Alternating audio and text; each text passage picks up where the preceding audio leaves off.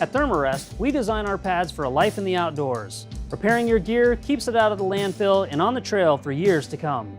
If your sleeping pad's valve got stomped, squashed, mangled, or chewed up by your dog, our valve replacement kit can get your sleeping pad trail ready in a few easy steps.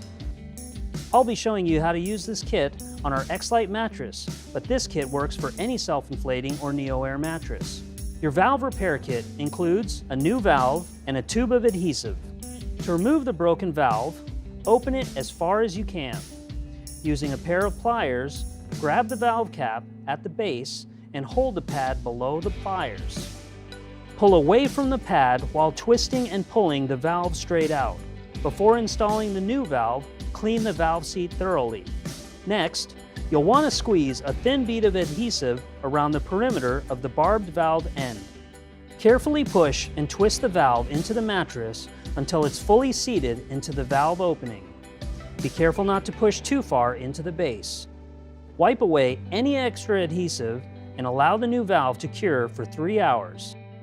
Inflate your pad and allow it to sit overnight to ensure the new valve is airtight. To check out our repair kits or learn more about our warranty and repair shop, visit thermarest.com.